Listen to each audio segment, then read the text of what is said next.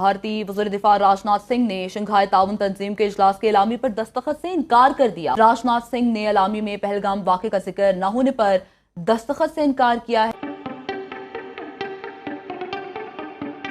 India ने अपना असर रसूख इस्तेमाल करना है।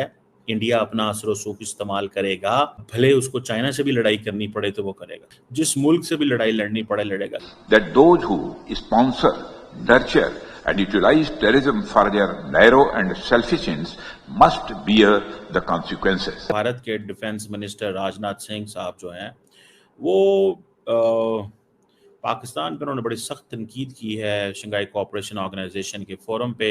तो जब इस बार राजनाथ सिंह जी गए तो सामने पाकिस्तान के डिफेंस मिनिस्टर ख्वाजा आसिफ भी बैठे हुए थे और उनकी मौजूदगी में राजनाथ सिंह जी ने रगड़ दिया बुरी तरीके से। तो उसमें जॉइंट डिक्लेरेशन में बलूचिस्तान का जिक्र है, इंडिया का जिक्र है और कश्मीर का जिक्र नहीं है और पहलगाम का जिक्र नहीं है।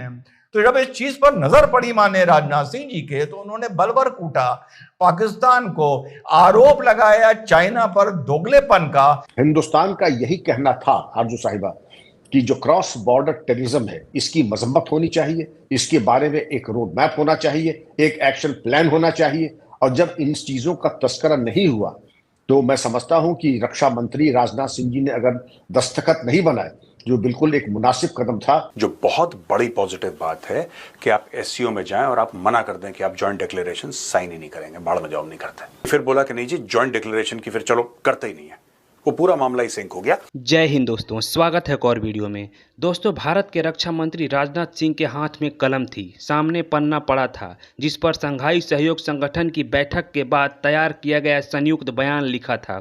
रक्षा मंत्री ने उस बयान को पढ़ा और कलम नीचे राउंड टेबल पर रख दी। हथेली चेहरे को छू रही थी और चेहरा साफ बता रहा था कि उन्हें पन्ने पर लिखे बयान पर पूरा ऐतराज है। राउंड टेबल पर राजनाथ सिंह के अलावा शंघाई सहयोग संगठन के अन्य 9 सदस्यों देशों के रक्षा मंत्री भी थे, लेकिन मौका भारत की आपत्ति को दर्ज कराने का था। रक्षा मंत्री ने पाकिस्तान, चीन समेत पूरी दुनिया को एक बार फिर आतंकवाद पर सख्त संदेश दिया। उन्होंने शंघाई सहयोग संगठन की बैठक में उस संयुक्त बयान पर हस्ताक्षर करने से इनकार कर दिया क्योंकि इसमें पहलगाम आतंकवादी हमले का उल्लेख नहीं किया गया था, जिसमें 26 निर्दोष लोगों की जान चली गई थी। भारत की तरफ से राजनाथ सिंह का साफ कहना है कि यह संयुक्त बयान आतंकवाद के खिलाफ भारत के मजबूत स्टैंड को नहीं दिखाता है। ऐसा लगता है कि पहलगाम को इस बयान से बाहर करना पाकिस्तान के इशारे पर किया गया है, क्योंकि उसका सदाबहार सहयोगी चीन अभी संगठन का अध्यक्ष है। इसमें न सिर्फ पहलगाम हमले का कोई जिक्र नहीं है,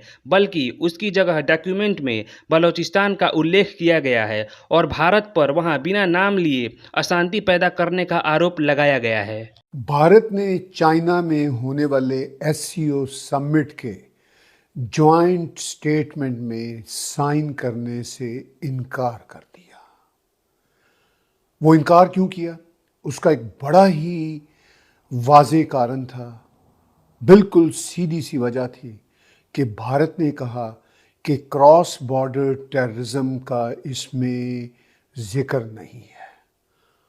अब शंघाई कोऑपरेशन ऑर्गेनाइजेशन के जो मेंबर्स देश हैं उसमें China, Bharat, Pakistan, central Asia के देश, ईरान और कुछ और देश शामिल हैं। और ये एक बड़ा फैसला भारत के डिफेंस मिनिस्टर राजनाथ जी ने चाइना के अंदर बैठकर किया। उन्होंने अपनी स्पीच में भी खुले शब्दों में पाकिस्तान की टेररिज्म का, पाकिस्तान का नाम लिए बगैर जिक्र किया। अब वो पाकिस्तान का नाम ना लेने की वजह तो डिप्लोमेटिक रीजंस होती हैं, लेकिन जब ऑपरेशन से दूर कह दिया, जब पहलगाम में होने वाली टेररिज्म का जिक्र कर दिया, जब क्रॉस बॉर्डर टेररिज्म का जिक्र कर दिया, तो पाकिस्तान का नाम तो फिर हर जगह पे था। अब जो खबरें आई हैं उनके मुताबिक ऑफ कोर्स पाकिस्तान के वहाँ पे जो डिफेंस मिनिस्टर थे और जो पाकिस्तान का डेलीगेट गया हुआ था, तो उनको तो ये बात पसंद नहीं थी कि उस जॉइंट स्टेटमेंट में क्रॉस बॉर्डर टेररिज्म की बात की जाए। पाकिस्तान एक तरफ तो कहता है जी हम टेररिज्म के ख़िलाफ़ हैं, मगर टेररिज्म के ख़िलाफ़ किसी स्टेटमेंट को भी इंटरनेशनल फोरम पे इशू नहीं होने देता। यूं लगता है कि टेररिज्म पाकिस्तान की छेड़ भी बन चुकी है कि जैसे ही दुनिया में कहीं भी टेररिज्म का जिक्र होता है तो पाकिस्तान का कहना होता है कि ओहो, ये जो टेररिज्म है इसका जिक्र ना करें, क्योंकि टेररिज्म के हम भी शिकार हैं, हमारे भी कुछ 70-80 हज़ार लोग मारे जा चुके हैं। मगर दुनिया पाकिस्तान से ये नहीं पूछती और पाकिस्तान खुद भी अपने गरमान के अंदर नहीं झांकता और खुद से नहीं पूछता कि टेररिज्म का कारोबार तो पाकिस्तान ने खुद शुरू किया था। सोवियत यूनियन के ख़िलाफ़ अमरीकियों के साथ मिलके मुजाहिदीन बनाए, सब कुछ किया।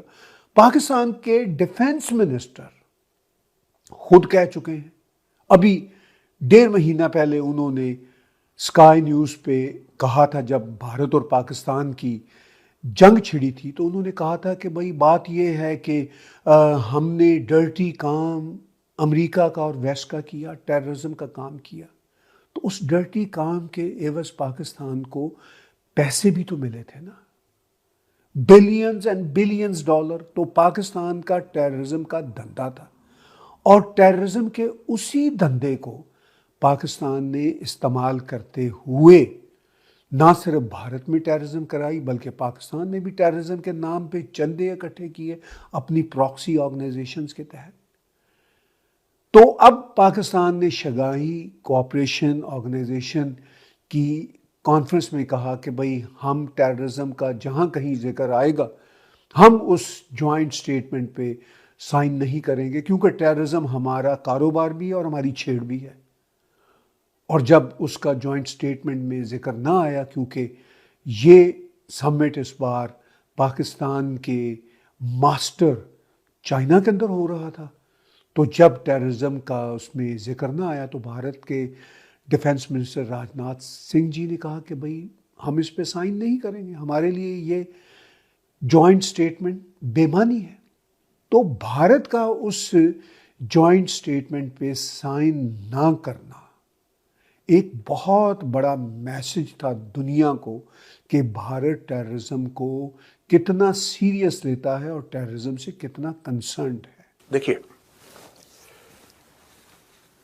साफ सीधी बात है, अगर हमें लगता है कि पाकिस्तान की वजह से हमारे शहरी, हमारे नागरिक मारे गए, जो कि एक सच है, तो पाकिस्तान सम कंट्रीज फिर नहीं बोलना चाहिए, हमें बोलना चाहिए पाकिस्तान। मुंह के सामने बोलो Khawaja Asif you belong to a terrorist country, इसके मुंह पर बोलो। अगर ऐसे नहीं बोलना है, ये डिप्लोमेटिकली करेक्ट नहीं है, तो कम से कम ये बोलिए कि पाकिस्तान ने टेररिज्म को बढ़ावा दिया और पाकिस्तान जो है पैसा लगाता है, अपनी फौज का इस्तेमाल करता है, अपनी ISI का इस्तेमाल करता है भारत के अंदर आतंकवाद फैलाने के लिए।